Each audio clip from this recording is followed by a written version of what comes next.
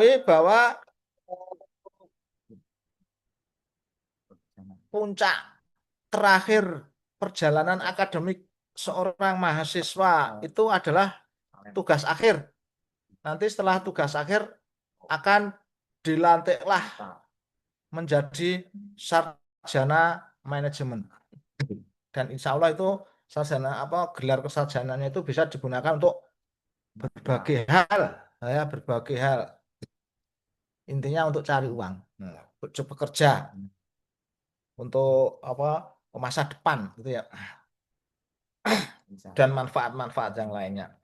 Nah, dalam rangka untuk tugas akhir itu ada berbagai macam jenis yang nanti detailnya bisa dirincikan oleh Pak Salman. Dan mungkin nanti kalau ada Bapak Ibu yang lain mau menambahkan, monggo dipersilahkan. Mungkin gitu ya Pak Salman ya. Oke, Pak Bambang. Baik, terima kasih. Mungkin eh, pembukaan dari saya cukup itu dan harap dimanfaatkan sebaik-baiknya. Yang tidak paham ditanyakan biar tidak menjadi PSP ya, pasukan salah paham. Wah, ini jebule ini, nah itu terus kan jadi apa clear semua gitu ya. Jadi nanti jalannya tidak PSP, pasukan salah paham. Mungkin eh, waktu berikutnya kami serahkan ke Pak Salman gitu ya mungkin ya. Oke, Pak. Monggo Pak Salman waktu dan tempatnya kami persilakan secukupnya. Oke. Monggo. Nuwun. Oke. Oke, terima kasih Pak Dr. Bambang Nur Cahyaningrum SEMM selaku Kaprodi Manajemen atas sambutannya di dalam acara pada pagi hari ini yaitu sosialisasi tugas akhir untuk mahasiswa program studi manajemen Fakultas Ekonomi Universitas Veteran Bangka Nusantara Sukoharjo. Nah,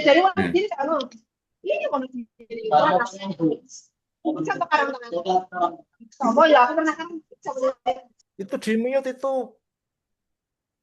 udah saya mute ini aman ini. Baik, untuk pertemuan kali ini di acara sosialisasi ini sebenarnya adalah bertujuan untuk memberikan gambaran awal kepada Anda yang nantinya tertarik untuk memilih tugas akhir dengan dua opsi yang berbeda. Yang pertama yaitu project riset, yang kedua project bisnis. Nah, peruntukannya dari masing-masing program tersebut adalah untuk membantu Anda mahasiswa Fakultas Ekonomi Program Studi Manajemen ini yang nantinya punya passion yang berbeda-beda pula. Karena ada di antara profil lulusan terdahulu itu yang dia memang passionnya di bidang kewirausahaan. Maka kita dukung dengan program lulus dengan bebas skripsi. Nah, sebagai gantinya membuat laporan bisnis. Maka muncullah yang namanya skema tugas akhir dalam bentuk proyek bisnis. Nah, kalau yang ingin menjadi karyawan profesional nantinya bekerja di sebuah instansi atau perusahaan yang bergengsi, maka pilihannya cuma satu dalam bentuk project riset yang nantinya terbagi menjadi tiga hal. Yang pertama yaitu skripsi, yang kedua adalah artikel publikasi ilmiah, dan yang terakhir adalah monograf ber-ISBN. Nah, pilihan kami kembalikan kepada Anda nantinya yang dicocoki yang mana, karena ini kesempatan yang baik untuk menentukan arah, mau dibawa kemana nantinya gelar sarjana manajemen yang Anda peroleh ketika sudah selesai dari kuliah di sini. Nah, yang pertama yang ingin saya kenalkan kepada Anda adalah untuk project riset.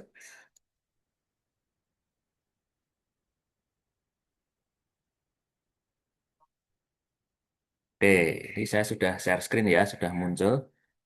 Jadi untuk yang pilihan pertama, yaitu project research, ada opsi yang namanya skripsi. Nah, skripsi itu kan tentunya Anda sudah familiar karena Anda sudah diperkenalkan jauh-jauh hari di mata kuliah metode penelitian bisnis yang ditujukan untuk membantu Anda menyusun proposal penelitian, dan juga mata kuliah analisis data yang ditujukan untuk membantu Anda mengumpulkan data, mengolah, menganalisis, dan menginterpretasikan data yang nantinya bisa menjadi bagian pembahasan dan juga pembuatan kesimpulan dan rekomendasi penelitian maupun untuk stakeholder. Nah, dari mata kuliah yang sudah Anda tempuh tersebut, maka nantinya akan diwujudkan dalam bentuk laporan skripsi. Nah, ini adalah contoh terbaru dari salah satu kakak tingkat Anda, Mbak Angela Giri Anjani, yang melakukan penelitian di bidang ilmu marketing. Mbak Angela ini sama seperti Anda di mata kuliah metode penelitian bisnis. Dia berangkat dari mengumpulkan artikel yang relevan, yang mendukung untuk penelitian dia. Nah, kalau Anda ingat di mata kuliah Metopen, saya menekankan artikel yang berkualitas itu ada beberapa ciri ya. Yang pertama yaitu dia harus memuat pengembangan hipotesis, ada model penelitiannya, dan juga ada kuesioner penelitiannya. Sehingga bisa mempermudah Anda untuk menyusun proposal nantinya. Syukur-syukur kalau Anda bisa memperoleh referensi berbahasa Inggris, sehingga nantinya ketika Anda olah lebih lanjut untuk menjadi proposal skripsi, maka harapannya tingkat plagiasinya rendah. Nah, penelitian dari kakak tingkat Anda ini, Mbak Angela Giri Anjani, berjudul Pengaruh Destination Image, Accessibility, dan Tourism Experience terhadap revisit intention melalui tourist satisfaction sebagai variabel intervening. Nah, istilah-istilah ini kan tentunya Anda sudah pernah mendengar ya di mata kuliah perilaku konsumen maupun di manajemen pemasaran. Penggunaan variabel intervening ini sama pada dasarnya dengan variabel mediasi atau perantara seperti yang sudah pernah kita bahas di mata kuliah metode penelitian bisnis maupun di analisis data. Nah, nantinya kalau Anda sudah menyiapkan satu artikel utama dengan artikel pendukung yang relevan, maka hal pertama yang harus Anda lakukan apa? Mencari objek penelitian yang punya latar belakang masalah yang kuat. Karena apa? Penelitian Anda itu nantinya diharapkan menjadi problem solving dari masalah bisnis yang ada di luar sana, sesuai dengan topik yang Anda pilih. Nah, dengan harapan apa? Dari tulisan itu, Anda bisa menampilkan kemampuan Anda sebagai seorang sarjana manajemen dengan skill problem solving yang matang. Nah, sebagai contoh, di penelitian Mbak Angela ini, atau Mbak Ella ini, dia meneliti di Dolphin Tugu Water Park yang terletak di Karanganyar. Nah, kebetulan kan Mbak Angela ini tinggalnya di Karanganyar. Lokasi penelitiannya juga dekat dengan rumah.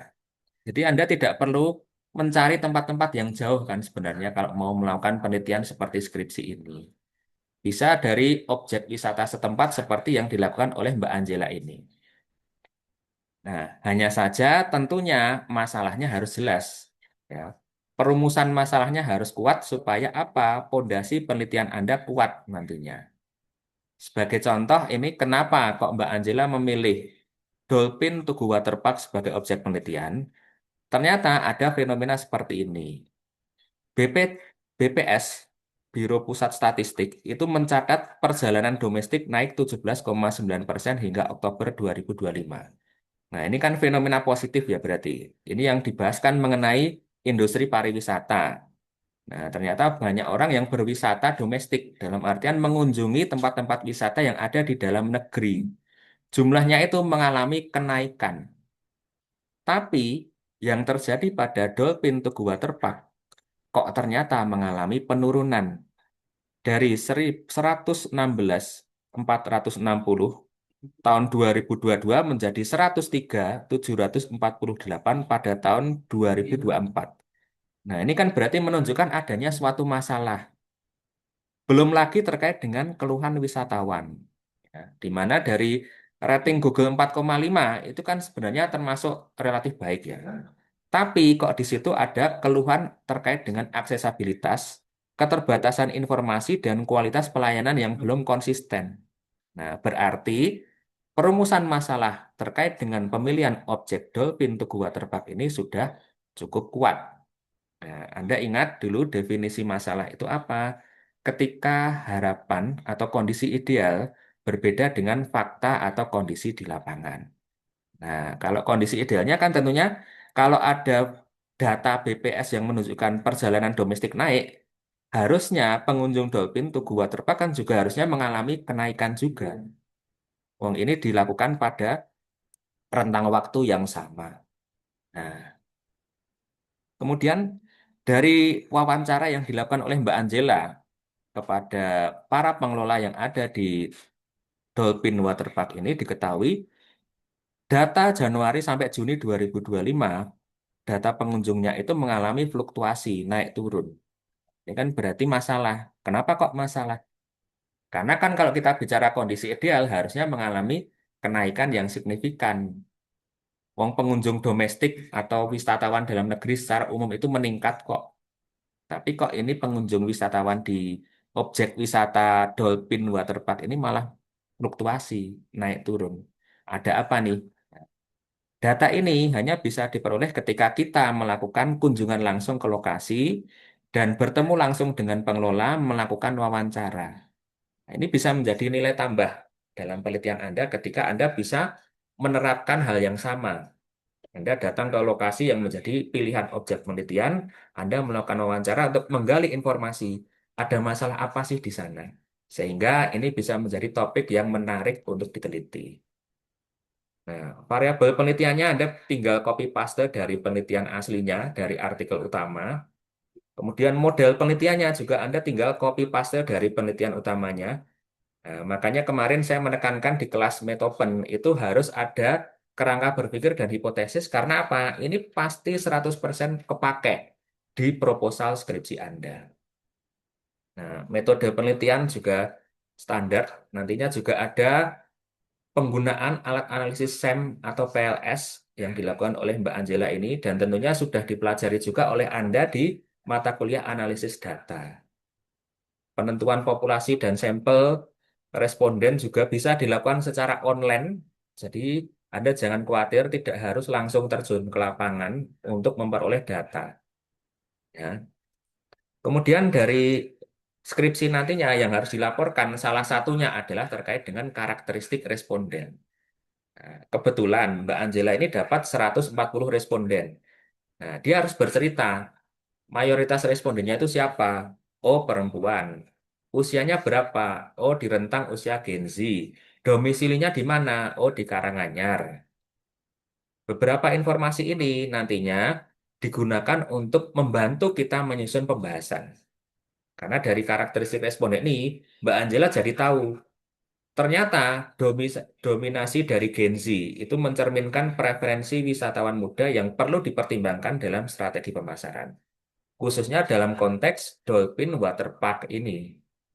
Nah, kemudian dari tanggapan responden dan uji instrumen nantinya juga harus Anda lampirkan. Ini asalnya dari kuesioner yang sudah Anda format menjadi Google Form. Google Form kemudian Anda sebarluaskan kepada para sampel yang relevan dalam penelitian. Setelah itu datanya itu Anda kumpulkan dalam format Excel. Kemudian Anda ekspor ke alat analisis yang Anda pilih, bisa PLS, bisa SEM, bisa SPSS, dan sebagainya. Nah, setelah itu akan muncul analisis dengan data-data seperti ini. Ada loading factor, AP, HTMT, Cronbach alpha, nah, yang digunakan untuk menguji seberapa baik kuesioner yang sudah Anda gunakan. Setelah itu, nantinya Anda melakukan pengujian hipotesis, masih dengan menggunakan alat analisis yang sama. Setelah itu selesai, baru membuat kesimpulan dan saran. Nah, ini adalah format umum yang terdapat pada sebuah laporan penelitian untuk format skripsi. Nah, alternatif yang lain kalau Anda tidak ingin membuat skripsi yang isinya itu tebal dengan pembahasan yang banyak, Anda bisa menggunakan versi ringkas dari penelitian, yaitu publikasi. Ya, publikasi di jurnal nasional yang terindeks Sinta dengan rentang Sinta 1 sampai Sinta 4. Kalau Anda nanti bisa menerbitkan di Sinta 1 dan 2, maka Anda bisa otomatis bebas ujian skripsi. Kalau di Sinta 3 4 itu tetap ujian, tapi sifatnya hanya untuk konfirmasi. Nilai Anda itu sudah bisa dipastikan baik. Jadi jangan khawatir. Sebagai contoh, ini yang pernah saya sampaikan juga di kelas Metopen, ketika ada salah satu mahasiswa, Mbak Cherry Areta Widiana, berkolaborasi dengan Bu dosen, dengan Bu Aryani Wahyu Wijayanti, melakukan penelitian perilaku keuangan generasi Z, peran literasi keuangan, sikap keuangan, dan gaya hidup, kemudian dikirimkan ke jurnal namanya Solusi. Ini termasuk kategori indeks Sinta 3, jadi termasuk bagus. Nah, Mbak Cherry ini tetap mengikuti sidang skripsi, tapi sifatnya hanya untuk konfirmasi saja. Dan tentunya ini jauh lebih mudah karena semua prosesnya kan sudah dia lalui dalam tahapan awal dia menyusun proposal, kemudian dia membuat draft artikel, kemudian dia melakukan analisis, kemudian dia menghasilkan draft untuk dikirim ke jurnal nasional. Di situ ada proses review sampai akhirnya dapat kesempatan untuk diterbitkan di sana. Nah, itu semua kan sudah melewati banyak proses uji kualitas. Sehingga tulisan Mbak Cherry ini ya bisa dipastikan sudah baik. Sehingga pada waktu ujian itu hanya sekedar konfirmasi, ngobrol santai aja. Itu bedanya kalau kita menggunakan jalur publikasi. Nah, alternatif skripsi yang berikutnya, Anda bisa menerbitkan buku monograf ber-ISBN. Formatnya kurang lebih sama dengan skripsi, hanya saja nanti urutannya itu dibuat lebih menarik, isinya itu lebih familiar, supaya apa? Dibaca oleh orang awam itu lebih mudah dipahami. Tapi pada dasarnya tetap harus melewati semua proses yang dilakukan seperti Anda melakukan penelitian ilmiah. Nah, ini salah satu contoh saja, boleh digunakan, boleh tidak. Terkait dengan biaya penerbitan monograf ber-ISBN itu berapa sih? Kalau mengacu pada Univet Pers Publishing, nah ini adalah penerbit yang ada di lingkungan Univet, boleh dipakai, boleh tidak. Paketan harganya itu ada yang 790 untuk pengurusan ISBN, desain cover, layout, proofreading, dan cetak 5 eksemplar. Ada juga yang paket 870.000, ada juga yang paket 900.000.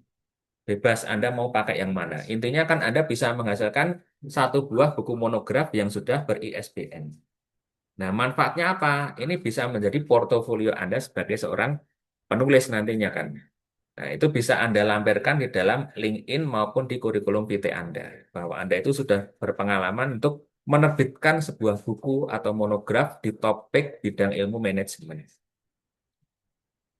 Itu berkaitan dengan opsi yang pertama, kalau Anda ingin lulus dengan project riset. Ada 3 opsi, mau skripsi boleh, mau publikasi artikel di jurnal terindeks Sinta 1 sampai 4 juga boleh, mau menerbitkan buku monograf ber-ISBN juga boleh. Nah, opsi berikutnya adalah ini. Testing.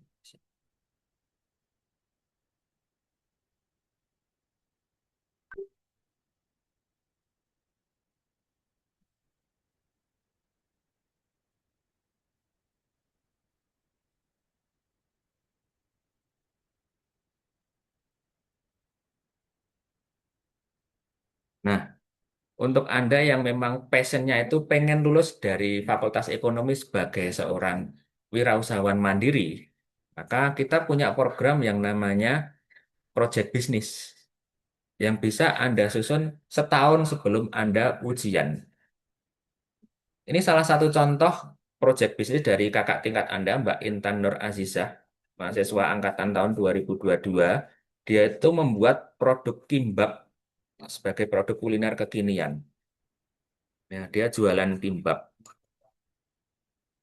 Nah, latar belakangnya adalah dari mana sih? Dia melakukan uji coba terlebih dahulu. Pertama yang dia lakukan adalah mencari data terbaru di Google Trend. Karena ini dilakukan pada tahun 2025, maka data yang dia jual adalah pada tahun 2025. Kalau Anda 2026 atau 2027 ya berarti Anda cek Google Trend yang terbaru di tahun tersebut.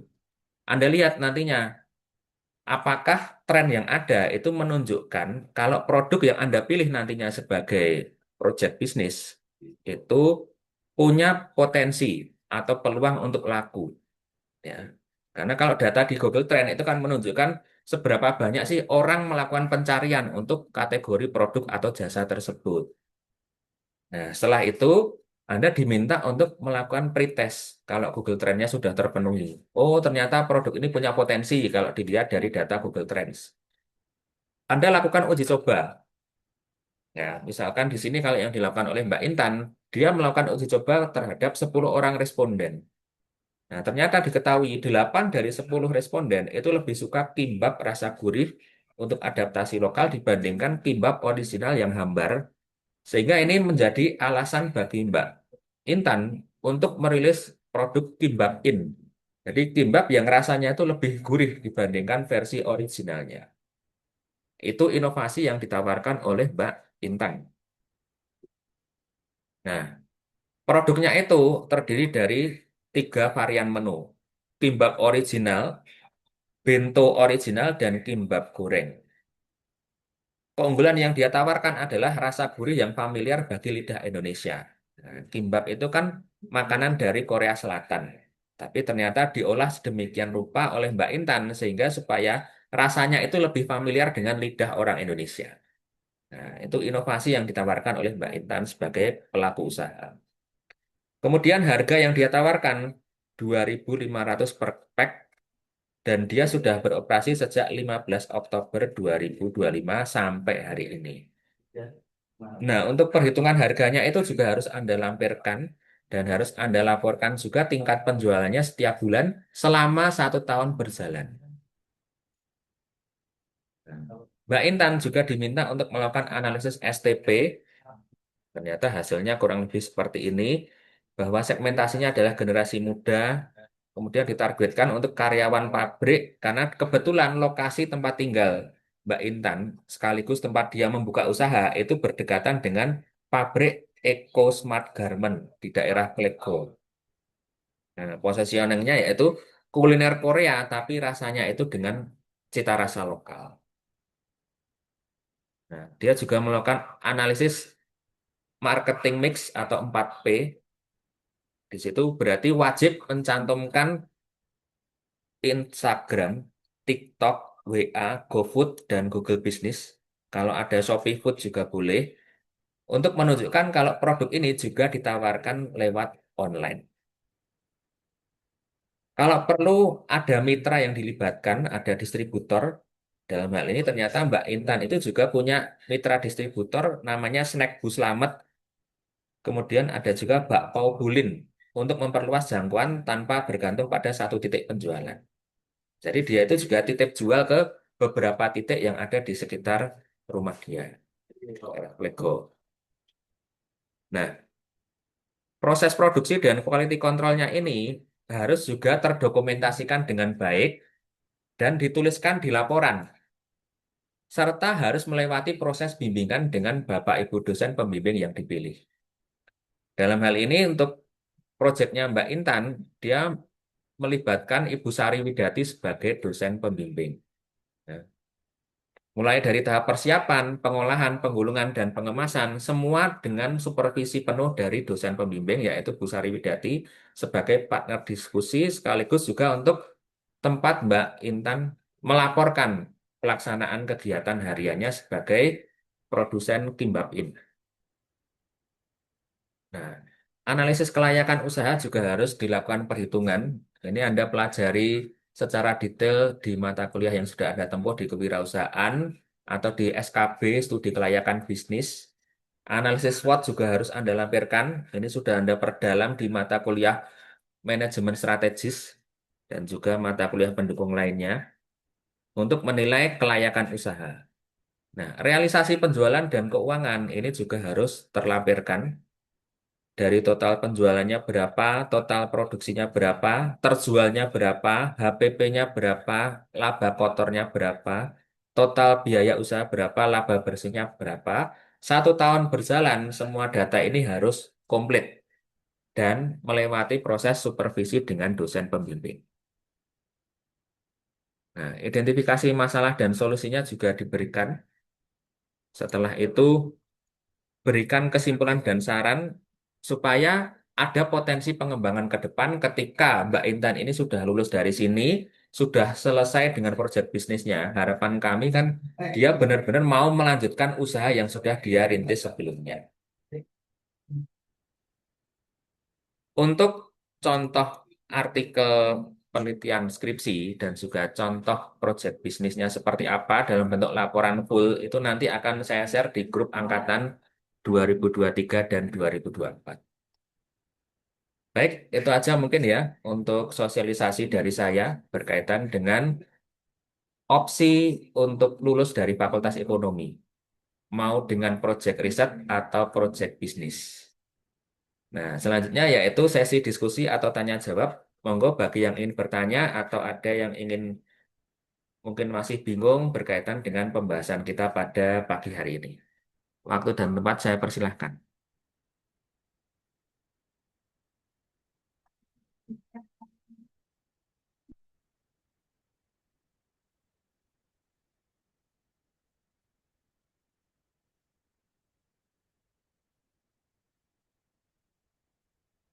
Ada yang ingin ditanyakan mungkin?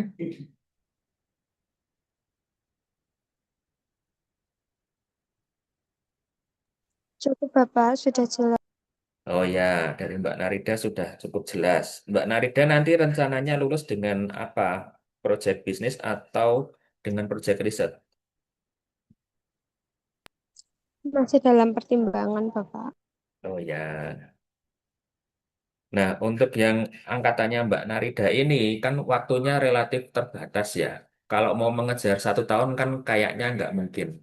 Makanya ini saya sarankan kalau untuk angkatan Mbak Narida itu ngambilnya opsi lulus dengan riset, jadi proyek riset. Entah itu dalam bentuk skripsi, publikasi, atau buku bermonograf. Karena kalau kalian ngambil untuk yang opsi proyek bisnis, waktunya kan harus 1 tahun berjalan. Berarti nanti kan lulusnya bisa mundur. Maneman waktu nih. Jadi untuk yang opsi proyek bisnis itu saya sarankan untuk adik tingkatnya, angkatannya Mas Aziz itu. Mas Aziz, Mbak Riana, dan teman-teman. Bapak izin masuk. Ya, Gimana? Mbak Krisnaninda, gimana Mbak? Iya, gimana kalau usaha kita udah berjalan selama 1 tahun itu, Pak? Berarti bisa kan misal ngambil proyek bisnis? Oh, malah bagus no, kalau sebelum kamu sudah mendaftar itu sudah berjalan setahun. Nah, kamu sudah mulai jalan berapa tahun ini? Posisi di semester 7 ini. Sudah 1,5 tahun, Bapak. 1,5 tahun. Oh, Alhamdulillah. Bidangnya apa, Mbak? Di kuliner, Pak. Oh ya. Nah, ini berarti kamu tinggal menyusulkan berkas-berkas yang dibutuhkan, Mbak. Jadi ada analisis SWOT, kemudian perhitungan BEP, kemudian perhitungan laba bersih, laba kotor gitu. Nah, itu nanti apakah memungkinkan nantinya untuk diajukan, kamu konsultasikan ke Pak Bambang selaku Kaprodi. Karena kan harus melewati supervisi dengan dosen pembimbing juga itu nantinya, Mbak. Apakah ini layak untuk sebagai kelulusan dengan proyek bisnis? Kalau Iya. yang pengalaman yang satunya itu Mbak Maimunah, itu kan dimsum. Nah, dimsumnya itu dia menjual dengan harga 1.000-an. Nah, itu inovasinya kan di situ. Kalau yang tadi Mbak Intan kan inovasinya menekankan pada rasa lokal, padahal ini produknya aslinya dari Korea. Nah, kalau yang Mbak Ninda ini, Mbak Frisia Ninda ini inovasinya di apa terkait dengan produk kulinernya? Biasanya saya menggabungkan dessert dengan makanan tradisional sih, Pak. Oh, dessert dikombinasi dengan makanan tradisional. Oke, Betul. baik nih. Itu yang kemarin ikut EKKN itu bukan produknya itu? Iya, betul, Pak. Oh, produknya yang ikut di situ. Oke. Iya. Nah, ini bisa dipertimbangkan ini. Nanti bisa kita diskusikan lebih lanjut dengan Pak Bambang ini, Mbak, terkait dengan bisnis yang sudah kamu kelola ini. Tapi skripsinya juga sudah nyusun kamu sebenarnya.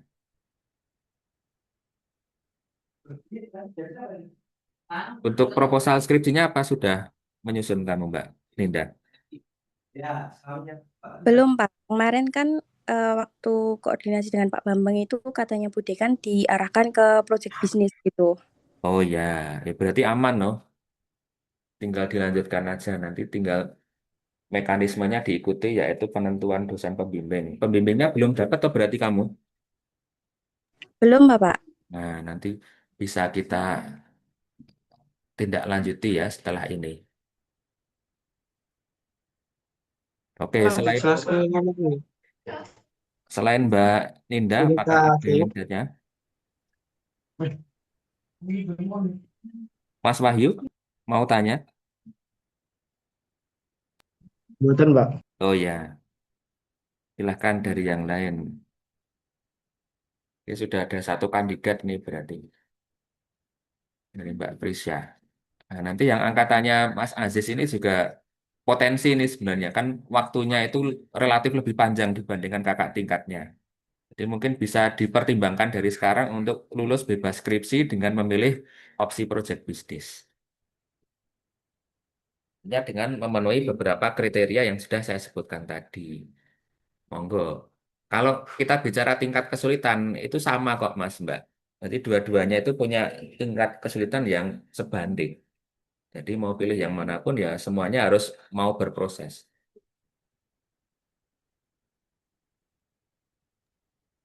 Pak, izin bertanya, Ya Mbak Elsa silahkan.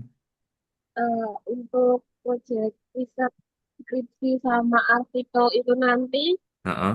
masing-masing tingkat kesulitannya di mana ya, Pak? Ya, jadi kalau skripsi, publikasi, dan juga monograf, itu pertama yang kita lihat kan faktor biaya. Nah, biayanya itu kurang lebih naik turunnya itu sama. Kan tadi sudah saya tunjukkan untuk yang buku ISBN, salah satu opsinya dari Univedpers, itu kan mulai dari 790. Nah, kalau publikasi, itu jurnal Sinta 1 sampai 4 paling murah kan Sinta 4. Sinta 4 itu ada yang 750 sampai 1 juta. Tergantung kita nanti dapat penerbit yang mana. Nah, kalau yang skripsi, itu pengeluaran tertinggi pada waktu yang paling jelas itu kan ngeprint, karena kan kita konsultasi beberapa kali. Kemudian kita melengkapi berkas, itu kan juga perlu dicetak. Itu ngeprint, pasti keluar uang. Nah, kemudian kalau pengumpulan data, itu kita mau nggak mau harus memberikan reward untuk mereka yang mau mengisi. Itu nanti bisa dalam bentuk undian berhadiah supaya lebih terjangkau. Kemudian beberapa pengeluaran lain, misalkan Anda wirawiri ke kampus untuk konsultasi, itu kan juga butuh bensin. Nah, dari segi pengeluaran, tiga-tiganya itu naik turunnya sama, sekitar 750 sampai 2 juta kalau kita mau mengejar Sinta 1 misalkan ya, mau penelitian yang benar-benar serius gitu, sekitar 2 juta sampai 2,5 juta kalau yang publikasi. Nah, terkait dengan tingkat kesulitan di luar biaya, Mbak Elsa, kalau skripsi itu kan kita hanya menggunakan rujukan artikel utama. Kita menggunakan teknik yang namanya replikasi. Jadi artikel utamanya itu kita terapkan di skripsi kita hanya dengan mengganti lokasi. Kalau lokasinya sudah beda, berarti penulisan Anda juga akan berubah. Jadi tidak ada plagiasinya, aman. Nah, kalau publikasi itu harus ada hal yang baru yang ditawarkan. Otomatis model penelitian kamu kemungkinan akan berbeda dengan artikel utama. Nah, itu butuh waktu, butuh diskusi intensif dengan Bapak Ibu dosen untuk membangun model penelitian yang benar-benar unik dibandingkan dengan artikel utama yang dijadikan sebagai rujukan. Nah, kalau monograf itu sama halnya seperti skripsi, cuma bahasanya itu kita buat lebih umum. Kalau bahasanya skripsi itu kan dia menggunakan bahasa akademik. Kalau monograf itu kita cenderung menggunakan pendekatan bahasa ilmiah populer. Sama seperti bahasa yang sering kamu temukan di surat kabar, koran atau majalah yang serius ya, majalah bisnis gitu, seperti di bisnis.com, marketing.com, kemudian di liputan6.com dan sebagainya. Itu kan bahasa Indonesia yang baku tapi tidak begitu kaku seperti dalam bahasa ilmiah deskripsi. itu punya masing-masing kelebihan dan kekurangan, Mbak Elsa. Kalau Mbak Elsa sendiri kira-kira tertarik yang mana? Kalau hanya untuk sekedar lulus, bisa ngambil skripsi. Tapi kalau lulus pengen membangun portofolio yang nantinya bisa punya nilai tambah di dunia kerja, itu bisa dengan menerbitkan buku atau monograf atau dengan publikasi artikel ilmiah. Karena kan itu bukti sah yang kuat, menunjukkan kalau Mbak Elsa punya skill problem solving yang baik. Itu Mbak Elsa kira-kira. Dari yang lain Makasih, mungkin Pak. ada yang Terima tanya. kasih menjelaskan. Ya, sama-sama. Monggo, waktunya tinggal 5 menit karena setelah ini ganti sesinya Pak Ardian dan Pak Chandra untuk penjelasan berkaitan dengan program magang dan juga program kunjungan industri.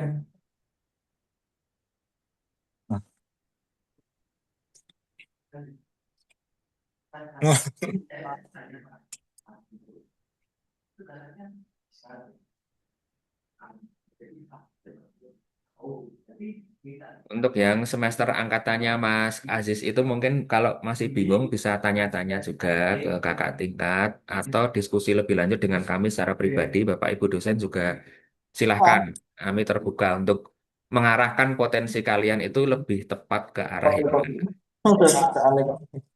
Terima Karena kasih kan Mas. passionnya mahasiswa itu tidak bisa dipaksakan ya. Ada yang memang dia tuh nggak mau bekerja kantoran, pengennya lulus ya jadi bos di bisnisnya dia sendiri. Ya, berarti kan jalur yang tepat itu akan kami arahkan ke proyek bisnis.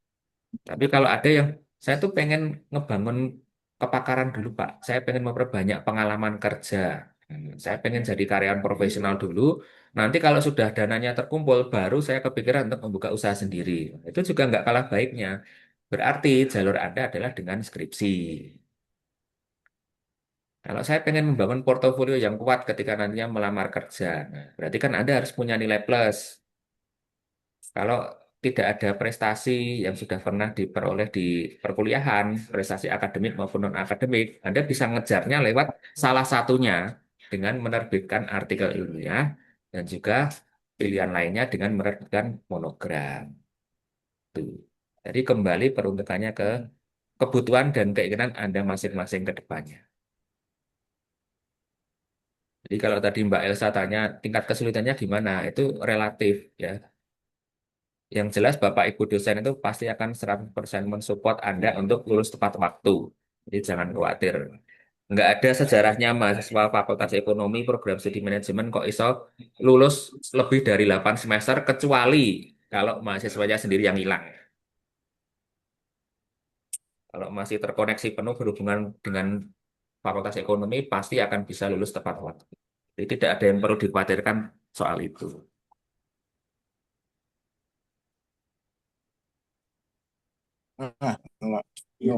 Oke, masih ada lagi mungkin sebelum saya tutup.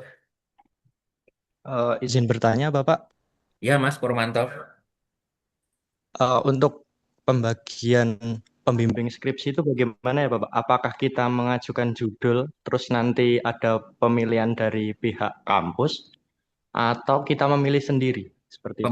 Nah, yang langkah pertama, Mas Pur. Jadi Anda itu mengajukan judul dulu, nanti Bapak Ibu dosen akan ngeplot ke dosen pembimbing yang kompetensinya itu sesuai dengan topik yang Anda pilih.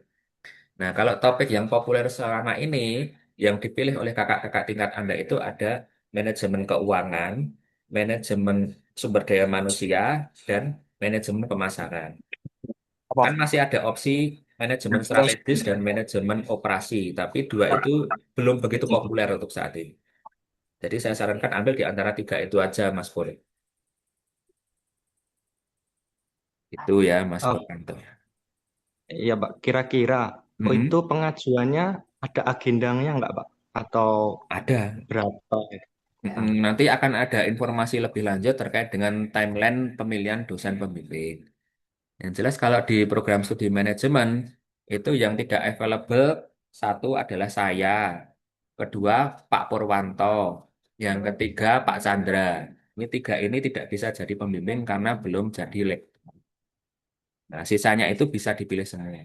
Termasuk dari akuntansi ada Bu Made dan juga Bu Tita, beliau juga membimbing sebagian untuk yang ambil jurusan keuangan di program studi manajemen. Itu Mas Pur. Baik, Bapak. Terima Ya, kasih.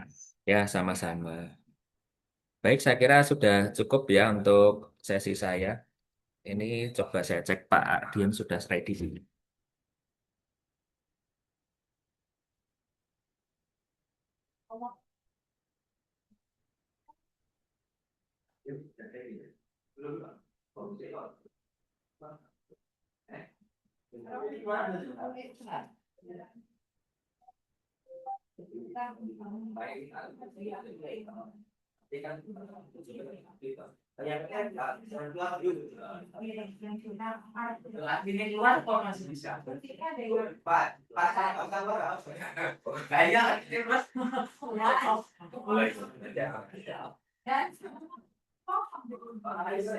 Ini untuk sesi saya terkait dengan sosialisasi untuk opsi tugas akhir. Saya cukupkan ya. Kita lanjut ke sesi berikutnya, yaitu pemaparan terkait dengan kegiatan magang yang nantinya akan dipandu oleh Pak Ardian. Kemudian selanjutnya berkaitan dengan informasi penting berkaitan kunjungan industri yang nantinya akan disampaikan oleh Pak Chandra Wardian. Jadi silahkan ditunggu dulu. Pak Ardian baru selesai nguji skripsi, dan lagi akan persiapan dan bergabung dengan kita di Zoom ini. Terima kasih.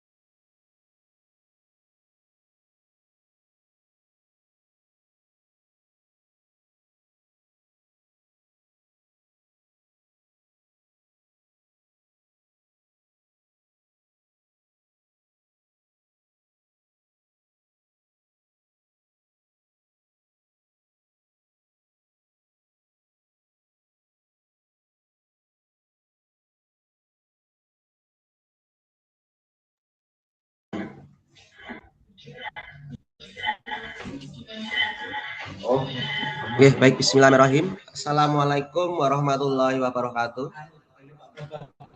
Waalaikumsalam warahmatullahi wabarakatuh. Waalaikumsalam warahmatullahi wabarakatuh. Oke, yang kami hormati Bapak Kaprodi, Bapak Dr. Bambang Nur Sayaningrum, Bapak Sekretaris Program Studi, Bapak Purwanto SEMM, dan Bapak Ibu dosen manajemen, beserta kawan-kawan mahasiswa. Tadi sudah disampaikan Pak Salman tentang skripsi dan project bisnis. Nah, di sini saya ditunjuk sebagai PIC untuk magang industri bersama Pak Chandra.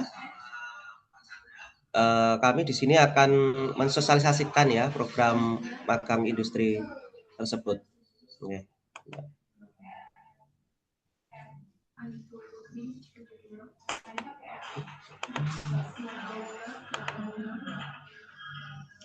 Akan kami share sebentar.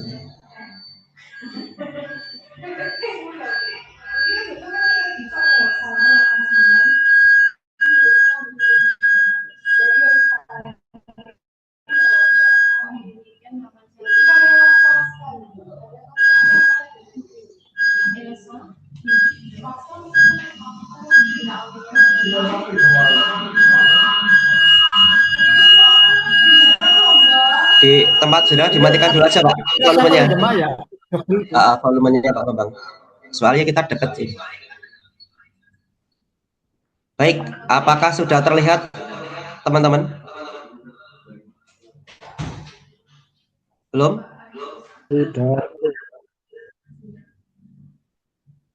Sudah belum gue?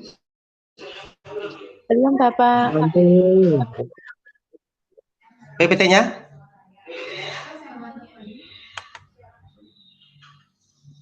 Belum muncul Pak Ardian. Belum ya?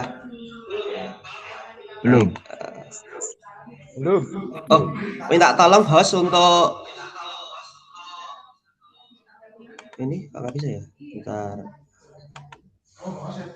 Settingnya host nggak bisa berbagi nih saya. Hostnya Pak Salman mana Pak? Saya belum bisa berbagi nih.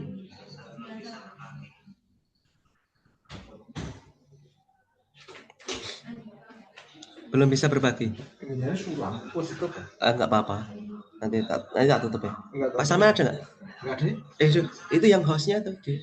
Saya nggak bisa berbagi. Hah? Laptopnya Pak Salman itu loh.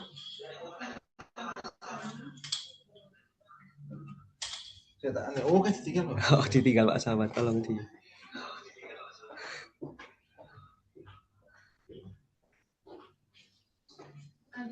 Kok nggak bisa ya?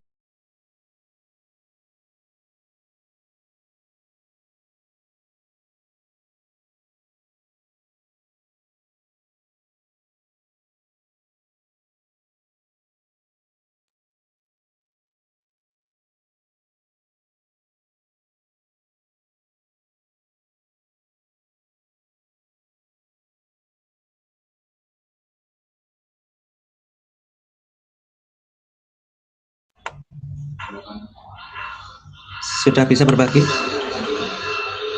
Oke, baik. Ya.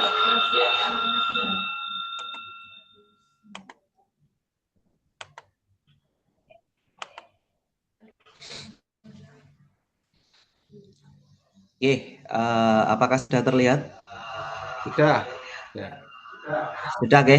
Baik, di sini tentang yaitu magang industri, ya. Yaitu membangun etos kerja profesional, tangguhan mental, dan menjaga integritas alma mater di dunia industri. Yeah. Harapannya apa sih untuk visi dari magang yang pertama, yaitu aplikasi praktis, yaitu penerapan jadi ilmu-ilmu yang sudah teman-teman dapat ya di perkuliahan, sehingga itu dipraktekkan ya akademis langsung pada masalah nyata. Di mana? Ya di dunia industri maupun nanti teman-teman boleh di perusahaan UMKM. Ya, jadi boleh di perusahaan industri, boleh di UMKM. Yang kedua, yaitu sebagai networking ya, membangun relasi profesional ya. Jadi pengalaman teman-teman bekerja di dunia industri, di tempat magang seperti itu. Untuk apa? Sebagai pengalaman profesional dan menjalin relasi ya dengan mentor ya. Mentor itu nanti pembimbing teman-teman yang di perusahaan. Lalu dengan teman-teman sejawat ya, teman satu tim, satu kelompok, bagaimana harus bekerja sama, maupun dengan teman-teman sejawat di perusahaan ya, di tempat industri itu. Nah, dan belajar bagaimana nanti membuat keputusan ya, di sana itu di perusahaan tempat magang itu. Nah, yang ketiga yaitu sebagai sarana kesiapan kerja. Jadi teman-teman mengenal dunia kerja ya, mengenal dunia kerja yang sesungguhnya. Ya, bagaimana nanti beradaptasi dengan budaya kerja, terus tenggang waktu dalam penyelesaian pekerjaan ya, dan termasuk dinamika di dalam organisasi di perusahaan. Nah, itu teman-teman akan merasakan secara langsung rasanya bagaimana sih bekerja di kantor secara sesungguhnya. Nah, itu. Jadi harapan kami nanti ya teman-teman mencari tempat magang yang representatif, yang bagus ya, yang bisa meningkatkan potensi dari teman-teman semuanya. Seperti itu. Nah, apa yang harus dipersiapkan sebelum teman-teman terjun di tempat magang itu apa? Riset instansi, jadi tahu seluk-beluk dari tempat magang teman-teman. Ya, pahami bidang kerjanya, lalu visi misinya, nilai organisasi ya, dan perkembangan terbaru dari perusahaan. Ya, namanya nanti teman-teman apply ya, mau masuk di tempat magang itu kan sudah riset dulu. Apa sih tempat magang seperti apa, visi misinya bagaimana dan lain-lain itu. Ya. Terus juga melakukan di sini adalah rencana kerja. Ya, jadi memetakan target kompetensi agar selaras dengan kebutuhan instruktur dari industri itu tadi. Ya. Rencana kerjanya harus disiapkan apa nanti yang akan dilakukan, yaitu dikoordinasikan dengan pembimbing yang di tempat magang. Biasanya ada supervisornya kan, seperti itu yang membimbing teman-teman di sana. Lalu kesiapan dokumennya, nah itu termasuk surat tugasnya ya. Nanti kita bagikan untuk surat tugas teman-teman mencari tempat magang. Lalu termasuk nanti kami share panduan magangnya ya. Kita share juga buku saku ya untuk teman-teman, nanti logbook ya itu. Terus juga pakaiannya, regulasi pakaiannya bagaimana? Itu dicermati teman-teman.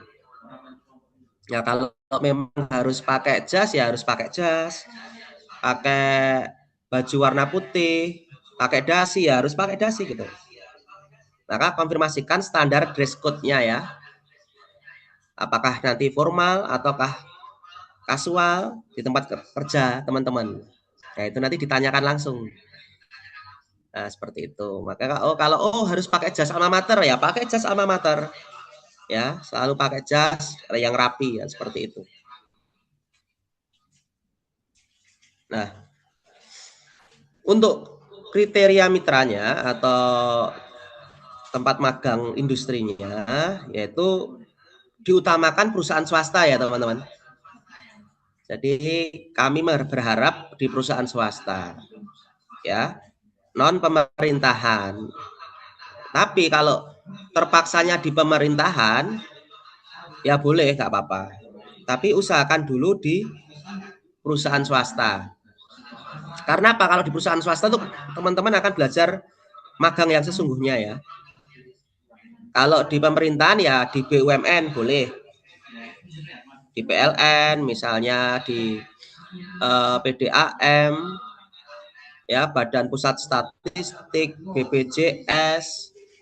Nah, yang kayak seperti itu yang sekiranya banyak pekerjaan. Nah, teman-teman nanti jangan memilih tempat magang yang enak versi mahasiswa, itu yang nggak ada pekerjaannya, itu malah nggak enak teman-teman. Jadi teman-teman nggak dapat ilmu, jadi nggak ngapa-ngapain, itu justru malah nggak manfaat. Jadi carilah tempat magang yang benar-benar bisa mengeluarkan potensi dari teman-teman. Teman-teman mendapat job desk yang proporsional. Nah, itu bagus malahan seperti itu. Nah, biasanya skalanya di sini apa? Memiliki sekurang-kurangnya 50 karyawan, nanti perusahaannya itu ya. Berbentuk PT, CV juga boleh, maupun unit dagang juga boleh. Nah, kenapa kok kita diawali ini? Karena harapannya teman-teman mulai sekarang nanti langsung cari tempat magang. Ya, buat proposalnya atau surat permohonan magang jauh-jauh hari. Jadi kalau bisa mulai besok mencari ya. Nah, kan kalian mau KKN ini, sebelum KKN kalau bisa malah sudah mulai mencari ya bagus itu. Ya. Karena nanti kan diterima atau ditolaknya belum tentu langsung, butuh proses. Bisa 1 bulan 2 bulan seperti itu. Semakin cepat apply itu semakin baik lah. Oke. Jadi kami kasih batas waktu sampai 15 November. Ya, 15 November 2026 teman-teman. Itu diharapkan semuanya sudah dapat tempat magang. Ya, nanti kalau belum segera menghubungi pembimbing. Nah, nanti hari ini atau besok akan kita segera bagikan ini bimbingannya. Nah, segera menghadap pembimbing untuk mencari tempat magang secepat mungkin. Nah, begitu ya. Nah, untuk formasinya di sini satu kelompok itu ada 3 orang di dalam satu industri ya. Satu industri dengan magang selama 2 bulan. Dimulai 1 Desember 2026 ya sampai 31 Januari 2027. Ya, itu ya. Jadi magangnya full 2 bulan teman-teman. 100% masuk di tempat magang. Ya, seperti karyawan penuh. Ya, dibimbing oleh 1 DPL dan pada akhirnya nanti akan dievaluasi oleh DPL dan 1 dosen pembimbing. Nah, seperti itu. Nah, makanya ini template terlihat ya untuk PPT saya. Terlihat nggak ini? Terlihat ya. Jadi 22 Juli sampai 15 November itu cari tempat magang. Nah, 23 Juli sampai selesai itu mulai konsultasi dengan DPL. Jadi sudah langsung konsultasi DPL 23 Juli. Ya. Pelaksanaan magang utamanya yaitu 1 Desember 2026 sampai 31 Januari 2027. Oke. Pendaftaran ujian magang 1 sampai 2 Februari 2027 dan ujian magangnya tanggal 3 sampai 4 Februari. Nah, jadi waktunya sangat mepet teman-teman. Maka dari itu karena ini juga ada KKN, pandai-pandailah mengatur waktu untuk mencari juga tempat magang. Oke, seperti itu dan jaga kondisi kesehatan dari teman-teman semuanya. Nah, etikanya bagaimana sih sebagai seorang profesional? Yaitu harus disiplin ya teman-teman. Kalau yang biasanya di kelas terlambat, ya jangan sampai di kantor nanti terlambat. Harus tepat waktu. Ya, karena itu cerminan utama integritas. Oke. Terutama untuk tata krama juga. Ini penting, teman-teman. Jadi unggah-ungguh dari teman-teman harus dijaga, ada tata kramanya. Oke. Termasuk respect pada seluruh pimpinan dan staf pegawai di sana. Jadi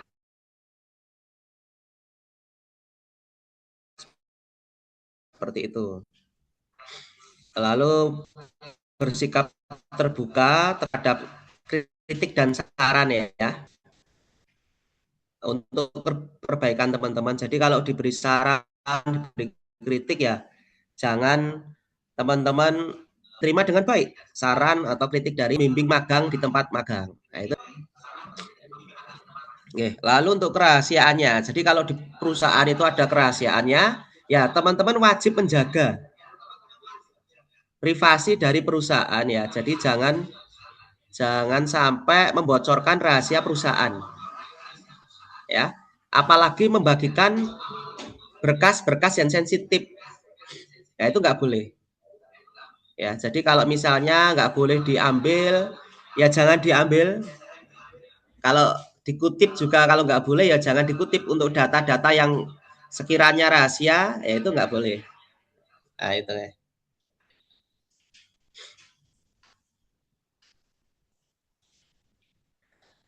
Nah, di sini ya, bagaimana gaya komunikasi vertikal di sini ke mentor atau ke atasan. Teman-teman nanti gunakan bahasa yang sopan, yang formal dan jelas ya. Oke. Pahami jalur instruksi secara berjenjang. Oke. Ajukan pertanyaan secara runut ya. Jika menemui kendala operasional.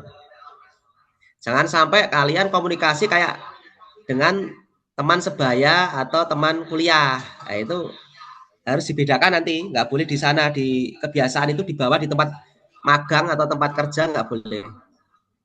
Oke. Lalu bagaimana komunikasi secara horizontal dengan rekan maupun staf yang setingkat? Ya, harus fokus pada kolaborasi harmonis. Ya, harus. Jadi semua itu apa? Kerjasama tim. Ya, tidak ada Superman, yang ada super tim. Jadi harus ada kolaborasi. Yang kedua harus menghindari konflik internal. Nah itu, apalagi dengan sesama kelompok magang. Nanti nggak cocok minta pindah kelompok, nggak boleh. Ya, kita anak manajemen kita harus bisa bekerja sama dengan siapa saja. Ya, kita harus profesional, harus menghilangkan hal-hal yang bersifat pribadi. Ya, jadi harus profesional. Jadi nggak boleh nanti kalau ada izin Pak mau ganti kelompok tidak kami izinkan. Ya, jadi harus tetap di dalam satu kelompok. Ya, tidak boleh keluar kelompok seperti itu. Oke. Yang ketiga, hargai keberagaman sudut pandang. Ya, namanya berbeda pendapat itu hal biasa karena satu kepala beda ide kan gitu ya. Aktif berkontribusi dalam diskusi tim. Nah itu teman-teman jangan menunggu.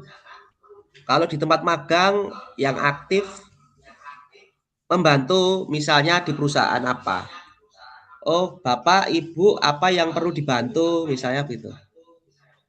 Jangan diem aja nunggu dikasih kerjaan. Nah itu jangan, itu pasif itu. Nah, teman-teman harus yang aktif ya, berkontribusi. Seperti itu. Nah, lalu di sini ya. Tugas prioritas itu 20%, sisanya keberhasilan magang itu ada di lapangan, teman-teman. Ya, 80% keberhasilan magang. Nah, jadi nanti kalian akan dilihat bagaimana di lapangan kondisi kalau kalian magang. Ya, kami Bapak Ibu dosen tidak ingin mendengar ada keluhan dari teman-teman semuanya, mahasiswa yang magang, kalau perusahaan ada yang bilang sampai jarang masuk, suka terlambat, dan lain sebagainya, yaitu ya kemungkinan besar teman-teman tidak lulus. Jadi jangan sampai ada keluhan-keluhan yang sifatnya tentang kedisiplinan ya. Nah, itu jangan sampai. Jadi hindari itu. Jadi nilai diprioritaskan kondisi pada waktu kalian di lapangan. Ya, kalau perusahaan bagus menilai teman-teman ya berarti teman-teman bagus gitu. Kalau sampai dinilai nggak bagus berarti ya nggak bagus. Nah, seperti itu. Maka oleh dari itu teman-teman membuat daftar tugas yang berjenjang. Ya. Termasuk di sini kelola dan blokir digital. Maksudnya apa? HP. Jangan sampai di kantor nggak boleh HP-nan. Nggak boleh WhatsApp-an.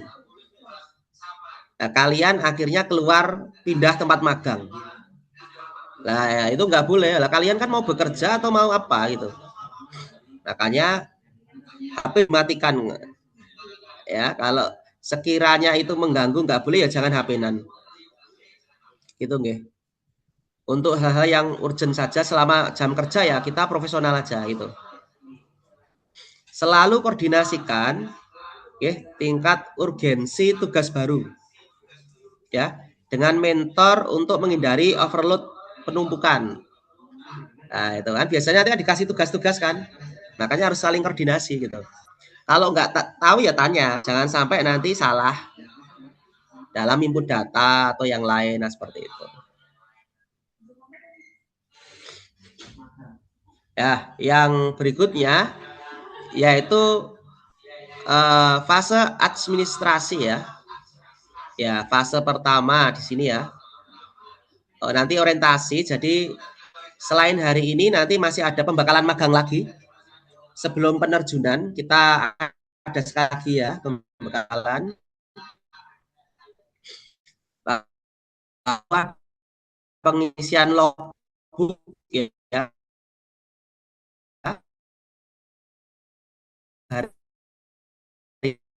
Ya.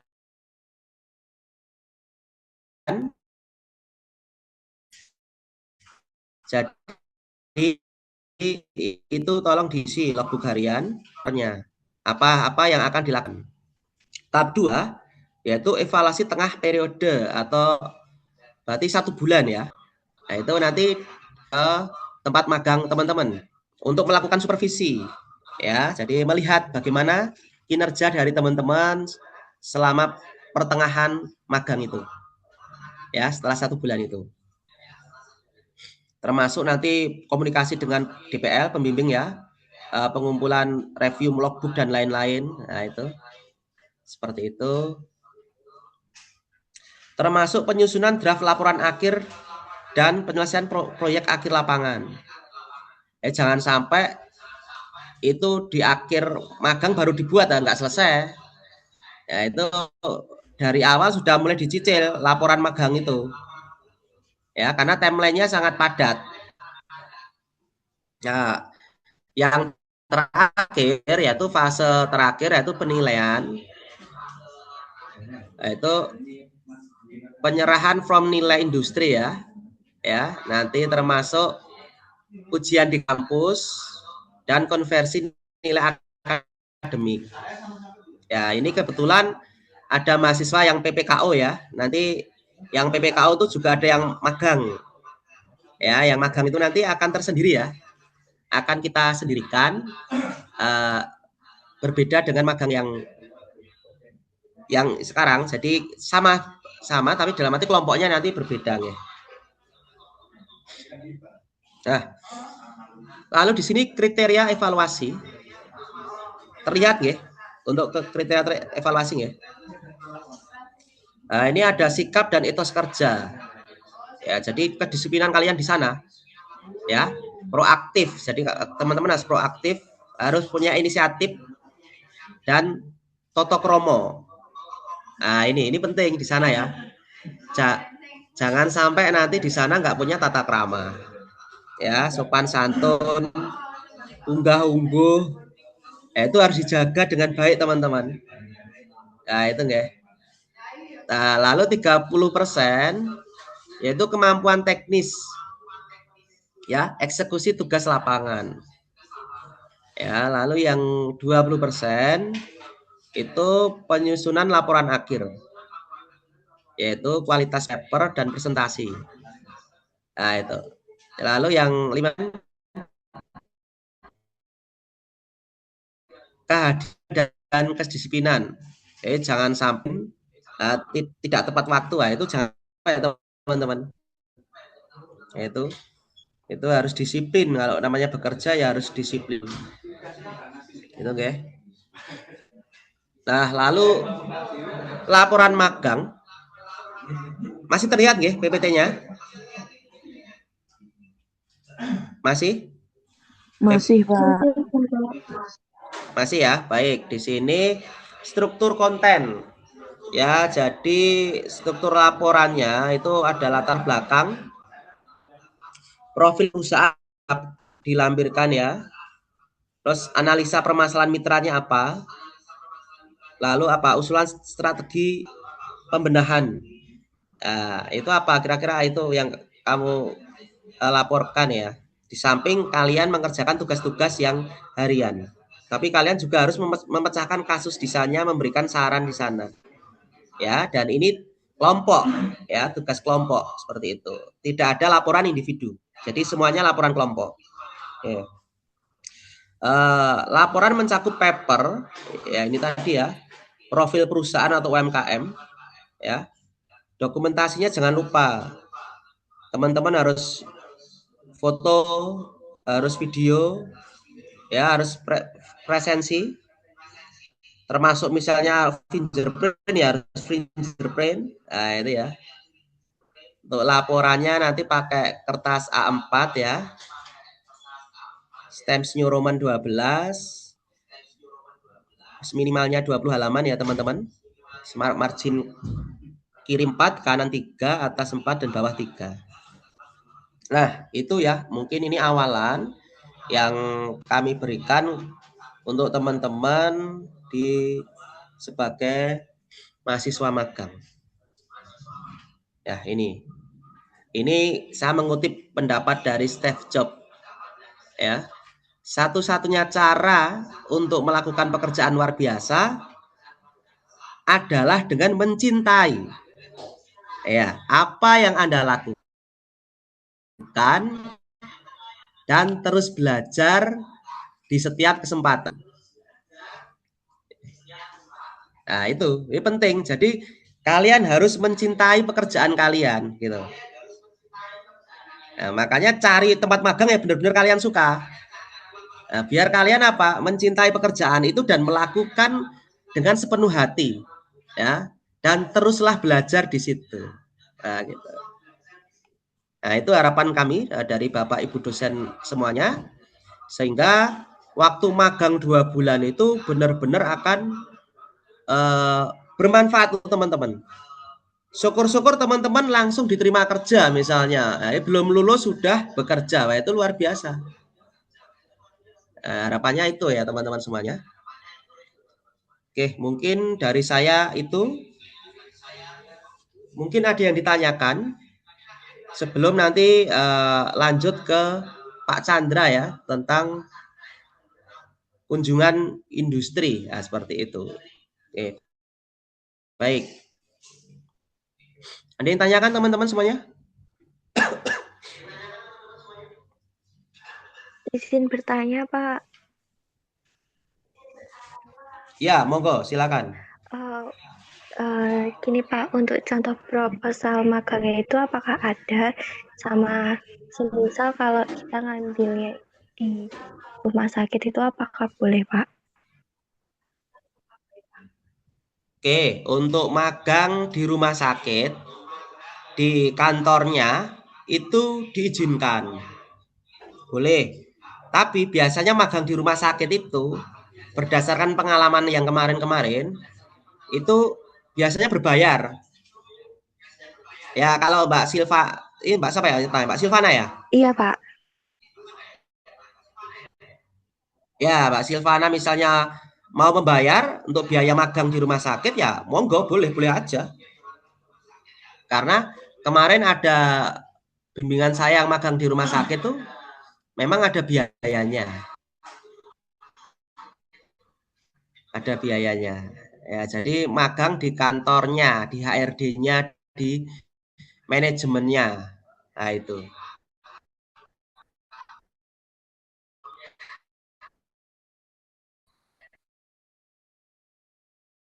Silakan.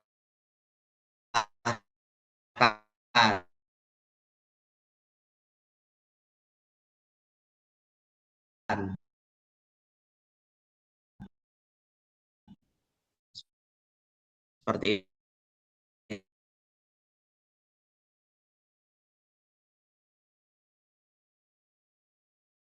itu.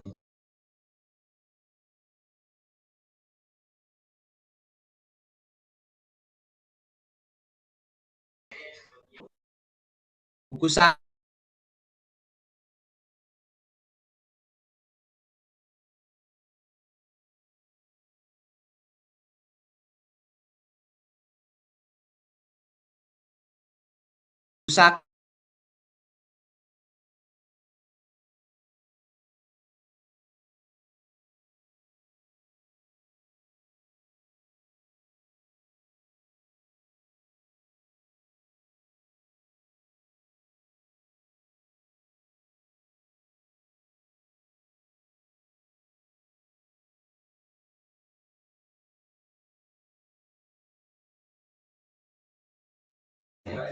Oh, sinyalku berarti ya? Oh iya. Tanya lagi?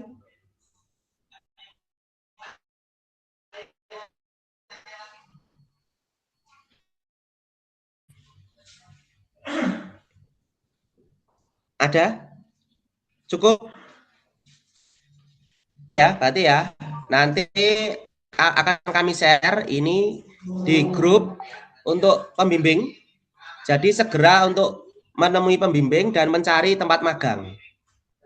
Nanti untuk saat juga akan kami share surat izin untuk mencari tempat magang. Harapan saya kenapa kok jauh-jauh hari ya? Karena ini berbenturan KKN ya, jadi harus segera mencari tempat magang. Meskipun nanti magangnya di bulan Desember. Ya, tapi 15 November semuanya sudah harus dapat tempat magang. Itu nggih teman-teman semuanya. Izin menambahkan Pak Ardian. Ya, monggo Pak Chandra. Kalau untuk sesi magang nggak ada pertanyaan, kita akan melanjutkan ke Pak Chandra. Silakan Pak Chandra. Oke.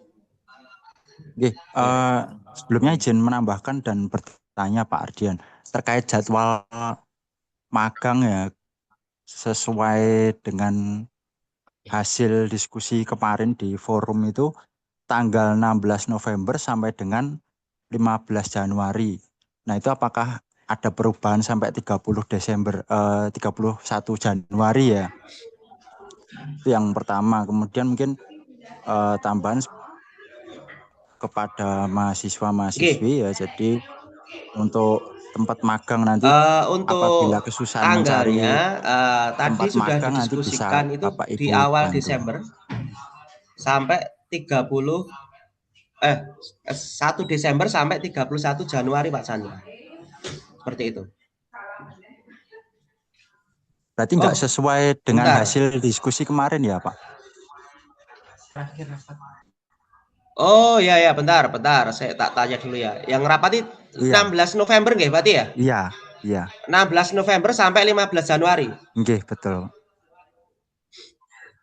Oh ya, berarti itu aja berarti nggih. Yang betul yang itu berarti. Nanti kita formatnya kita koreksi. Oke. Lah berarti kalau 16 November sampai 15 Januari itu berarti teman-teman harus lebih cepat lagi nih. Gitu. Karena nanti ada kuliah juga. Jadi magang tahun ini memang spesial, teman-teman. Jadi agak crowded ya, agak Karena nanti teman-teman juga masih ada mata kuliah ya. Jadi nanti setelah KKN teman-teman masih ada kuliah, baru nanti magang. Nah, gitu. Jadi ini magang tahun ini memang agak berbeda. Gitu. Oke, terima kasih Pak Chandra. Jadi nanti sesuai 16 November sampai 15 Januari. Oke, makasih. Monggo, mau dilanjut Pak Chandra yang tentang kunjungan industri? Siap Pak. Mohon maaf sebetulnya untuk format laporannya perlu di-share sekarang atau gimana ya Pak Ardian? Ya, untuk format laporan ini akan saya share Pak Bambang di Oh grup iya. nanti. Oh Oke. iya baik. Termasuk nanti DPL-nya sekalian Pak Bambang. Oh iya baik. Oke. Ya. Oke.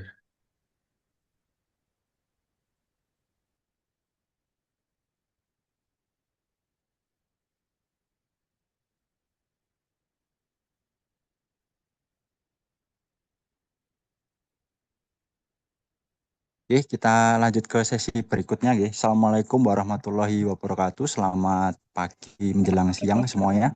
Waalaikumsalam warahmatullahi wabarakatuh. Oke, yang kami hormati Bapak Kaprodi kita, Bapak Bambang Nur Cahyaningrum SEMM dan Sekprodi Bapak Purwanto SEMM, serta Bapak Ibu dosen yang saya hormati dan rekan-rekan semua yang saya cintai. Oke,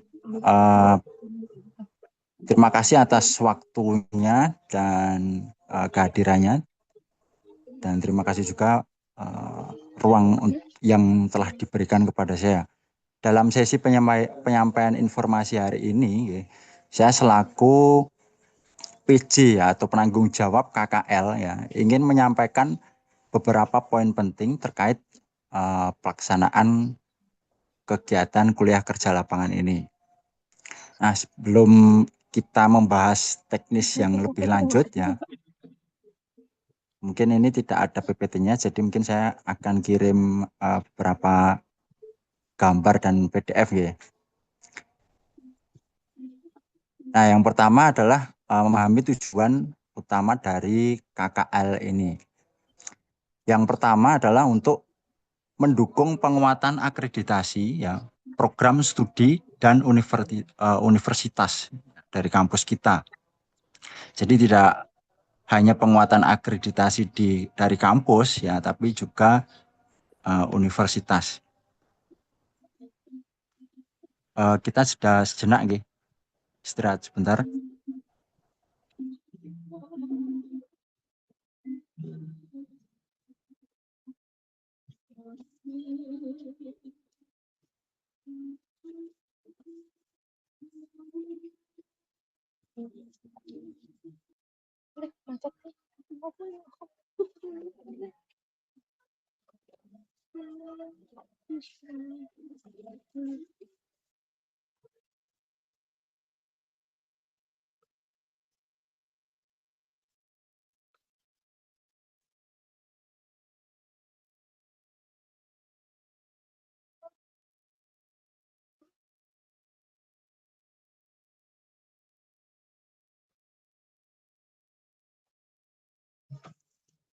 Filmmaker ini.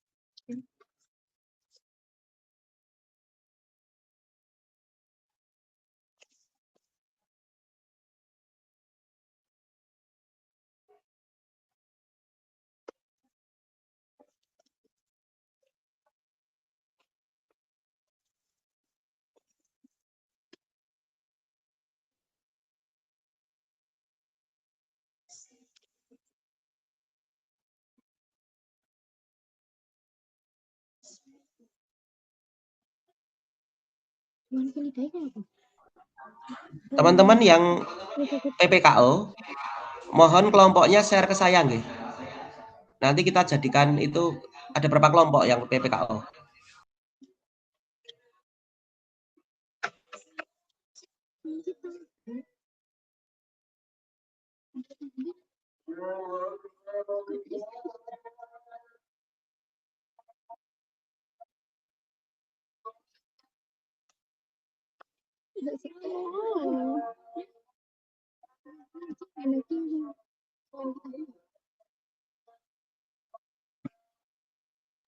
Izin bertanya Pak, ini yang di-share yang sudah mengirimkan surat pengantar ke tempat magang atau yang semua ikut PPKO Pak?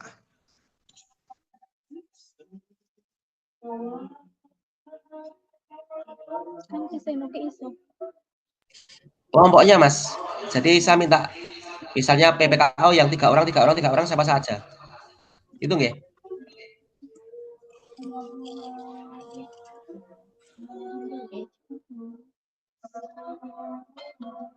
Oke, kita lanjut ya. Jadi yang pertama tadi tujuan dari KKL ini mendukung penguatan akreditasi program studi dan universitas. Jadi partisipasi serta luaran KKL itu dapat berkualitas. Yang tadinya akreditasinya baik menjadi baik sekali, yang sebelumnya baik sekali menjadi unggul. Nah, kemudian yang kedua, ini yang tidak kalah penting juga, ya, itu peningkatan peluang kerja dan persiapan karir. Jadi KKL ini bisa menjadi sarana ya, untuk menjembatani ya, teori akademis dengan dunia kerja real. Kemudian tidak hanya itu saja, tapi bisa juga untuk mengasah skill, soft skill, membangun jaringan profesional, networking ya. Kemudian memperbesar peluang dari rekan-rekan mahasiswa semuanya ya untuk dilirik dari dunia industri yang kita kunjungi nanti. Nah, itu yang pertama. Kemudian dasar pelaksanaan dan penentuan dari KKL ini. Jadi ini ditetapkan ya, itu berdasarkan yang pertama aspirasi dari mahasiswa ya melalui Google Form kemarin ya. Jadi setelah Google Form yang kalian isi beberapa saat yang lalu itu, ya, kami telah mengompilasi dan menganalisis ya masukan serta minat dari rekan-rekan ya, yang rekan-rekan isikan melalui apa form yang kalian isi ya, sehingga pemilihan lokasi relevan itu sesuai dengan kebutuhan mahasiswa. Oke, mungkin hasilnya saya share ya, mungkin lewat gambar saja.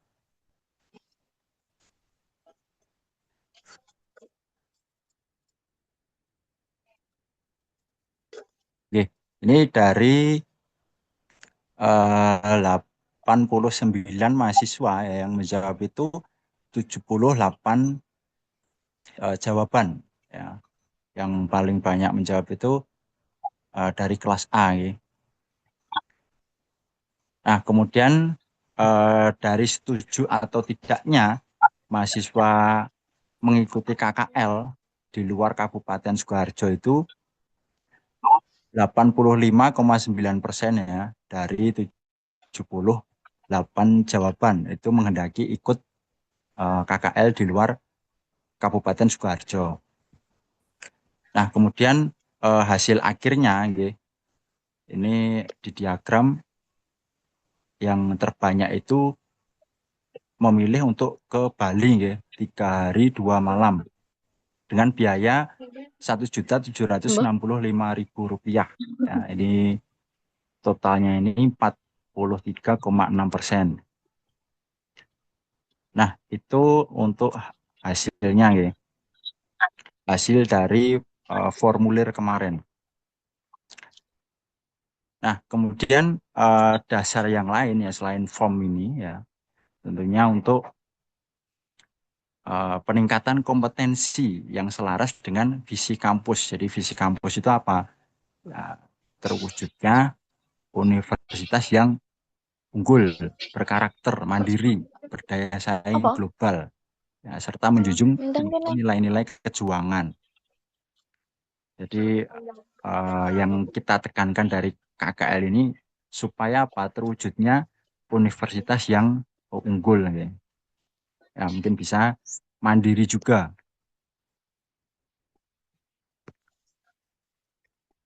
Nah, kemudian Karen untuk di Bandung, di Malang. travelnya, gitu. Bentar, Langsung rutin. saya share lagi. Blunder banget tuh. Kan scroll TikTok kita Oke. Ini untuk paketannya, gitu. Ya, saya sudah memilih salah satu tour and travel, gitu. Ini dari Romesa Tour. Nah, dari mahasiswa-mahasiswi sekalian, ya, apabila ada tour atau travel di tempat lain dengan harga yang mungkin lebih murah, yaitu silahkan, ya, tetapi dengan ketentuan-ketentuan, ya, harus paling tidak ada 2 kunjungan industri. Ya, kemudian tidak hanya itu saja, ya, tetapi harus adanya IA, ya, atau MOU. Ya, jadi dari universitas maupun dari prodi itu membuat MOU dan IA, ya, kepada industri yang akan kita kunjungi. Nah, terkait apa? Terkait kerjasama tentang kelulusan, gitu. Jadi intinya kalau Anda lulus, ya, kemudian dari industri itu mencari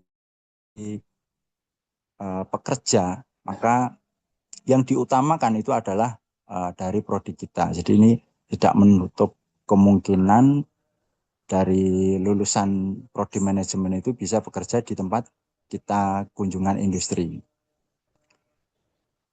Nah, kemudian dari fasilitas, nih, ini sudah tertera di sini. Ya, minimal harus fasilitasnya seperti ini. Dan ini sudah termasuk ini, harga termasuk ini, ya. Jadi ada perizinan PKS, IA, MOA, MOU antar lembaga tiket objek wisata. Nanti silahkan kita diskusi apabila memang ada yang ingin travel lain dengan harga lebih murah dengan fasilitas yang sama, ya kita tidak menutup, ya. Jadi kita buka jalan supaya bisa di travel lain agar lebih murah. Jadi ini sudah ada di sini, ya. Dan ini yang tidak kalah penting adalah di travel ini sudah ada yang namanya asuransi, ya. Jadi kalau ya amit-amit, ya jangan sampai kalau nanti ada apa-apa di jalan, ya, itu kita sudah tertanggung asuransi, ya, baik di darat maupun di laut. Jadi semisal ada kecelakaan atau sesuatu, ya, terjadi sesuatu, itu kita sudah masuk asuransi dan memang sudah berpengalaman dan travelnya ini memang bertanggung jawab. Nah, mungkin itu, ya. Kemudian kalau ditanya apakah KKL ini wajib, ya wajib. Nah, apabila ada yang tidak bisa bagaimana? Ya, seperti yang saya sampaikan kemarin-kemarin, ya. Itu harus ada yang namanya alasan yang pasti, ya. Kemudian yang kedua ada surat izinnya, ya. Mungkin dari keluarga atau mungkin kalau sakit ya dari rumah sakit dan lain sebagainya. Nah, untuk pembayaran sendiri, ya, ini bisa dicicil, ya. Paling lambat nanti Hamin 14, ya. Untuk pembayarannya ke siapa nanti ada edarannya, ya, yang kami rencanakan nanti kalian bisa membayar ke Pak Purwanto dan Pak Salman. Ya, silakan pilih salah satu. Mungkin itu saja. Kalau mau diskusi silahkan, atau ada yang bertanya silahkan.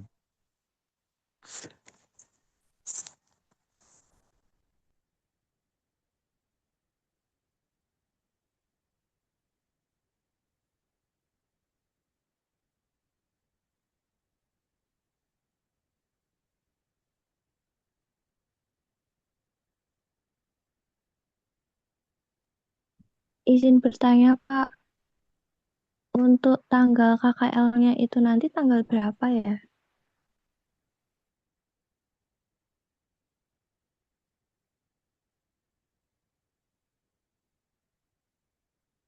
Ya, untuk KKL kita rencanakan di tanggal 27 sampai 31 Januari ya, jadi 5 hari. Kita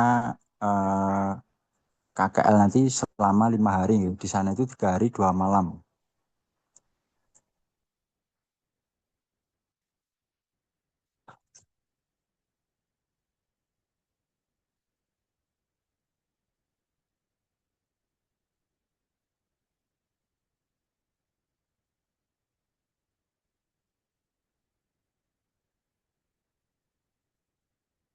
Kalau memang ada travel yang lain atau mungkin punya sendiri atau saudaranya, silahkan ditanya-tanya ya. Apakah harganya lebih murah atau mungkin fasilitasnya lebih bagus, silakan.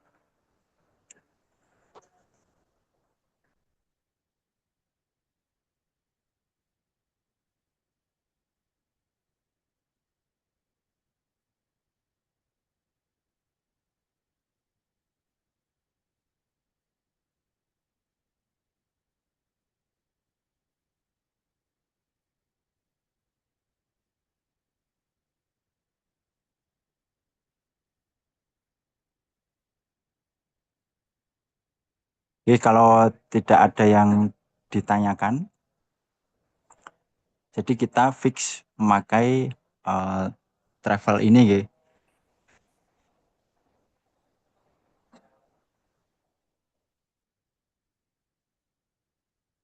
Ya, mungkin cukup itu dari saya. Ya, waktu dan ruang saya kembalikan ke Pak Bambang. Kan maksimal tahun dulu. Baik. Saja di situ enggak? Ya, Pak. Terima kasih Pak Salman Farizani, Pak Dian dan Pak Chandra Wadian atas pemaparannya. Ada yang mau tanyakan disampaikan nggak itu untuk mahasiswa kira-kira nanti yang potensi bingung ke depannya apa gitu ada nggak ya atau sudah cukup? Halo? Izin bertanya Bapak, Ya, untuk pengajuan pembimbing skripsi itu bagaimana mekanismenya ya Pak? Timelinenya dibagi kapan? nanti untuk apa eh pengajuan pembimbing skripsi itu nanti ada anu sendiri itu ada Google Form sendiri nanti. Timelinenya entah Pak pun untuk timeline pembagian anu itu belum kita tahu nggak? Mana? Durung. Ya, ya.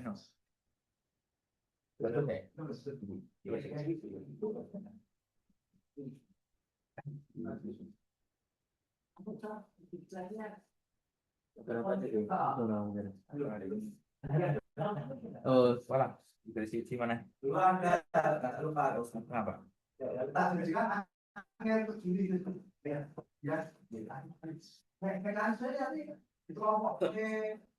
Peminatan dulu kita tesnya ya ada cara peminatan gitu. Oh, arahnya itu kan sudah seperti kan itu kan bisa lakukan sesuatu.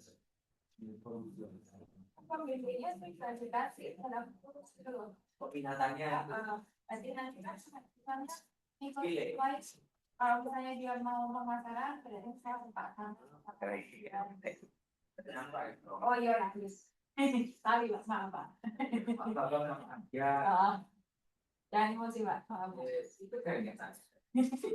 nanti bisa desain konsentrasi kita nanti kami itu ya.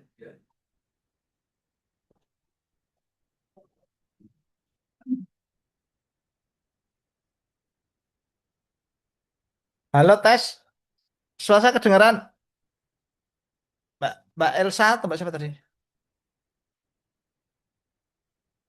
Halo, Terdengar ya, Pak? baik. Jadi untuk pembagian dosen pembimbing itu nanti kami share nanti paling lambat akhir bulan nanti paling lambat nanti sebelum itu mungkin ya. Jadi nanti mekanismenya itu apa? Dosen-dosen itu kan ada kepakaran sendiri-sendiri gitu ya. Kepakaran sendiri itu nanti kami yang mahasiswa mau peminatannya apa gitu, nanti bisa milih dosen per peminatan itu gitu loh. Nanti mekanisme kurang lebih seperti itu. Jadi peminatan skripsi itu kan ada pemasaran, keuangan, SDM, yaitu pemasaran keuangan SDM. Nah itu nanti tema skripsinya itu ke arah apa? Nanti dosen pembimbingnya itu ada pilihan-pilihannya itu. Karena itu menyangkut ke kepakaran gitu ya. Pakar aja biar biar maksimal gitu nanti ilmunya gitu. Karena sesuai kepakarannya. Itu pertimbangan kami seperti itu. Tadi sempat ada pemikiran bagaimana kalau mahasiswa mengajukan judul, konsentrasinya apa, terus kami sediakan dosennya gitu. Tapi mungkin lebih praktis nanti kami sampaikan dosen-dosen per kepakaran tadi, per konsentrasi tadi. Gitu, kira-kira seperti itu. Baik, Bapak. Berarti kami menunggu form yang dari Hmm, Prodi ya, itu tunggu. Ya, tidak menghubungi personal. ya, nanti eh, formnya itu kami kirim dengan format yang saya kirimkan tadi, saya sampaikan tadi nanti format. Begitu kira-kira. Ada lagi nggak yang mau tanyakan? Saya mau tanya Silakan. lagi, Bapak. Ya, Mengenai magang kalau untuk ini. ya. Eh, misal saya sekarang udah punya channel tempat Hmm, magangnya di suatu pabrik, tapi agak ya, jauh dari kampus dan ya. lokasi saya kan juga agak jauh nih Pak dari kampus. Nah, saya punya satu teman eh, yang bisa dijadikan satu kelompok. Itu boleh nggak ya Pak? Daripada nanti saya susah nyari kalau misal berkelompok yang ditentukan, boleh nggak kalau misal saya masuk ke perusahaan yang saya lihat udah saya bidik ini, tapi saya sama teman saya satu prodi juga beda Hmm, kelas, boleh nggak? ya. Jadi eh, itu ki apa permasalahan menaun itu. Permasalahan menaun seperti itu. Berulang seperti itu. Jadi kelompok itu ditentukan panitia atau milih sendiri itu koyo permasalahan berulang kayak gitu. Dan berdasarkan apa pengalaman pengelolaan kelompok itu ternyata yang paling efisien, efektif itu adalah kelompok yang ditentukan oleh panitia. Itu pertama efisiensi dan efektivitas. Kedua, jadi dalam setiap mata kuliah itu ada namanya CPMK, capaian pembelajaran mata kuliah. Nah, capaian pembelajaran mata kuliah itu adalah salah satunya itu melatih mahasiswa untuk beradaptasi dengan lingkungan baru.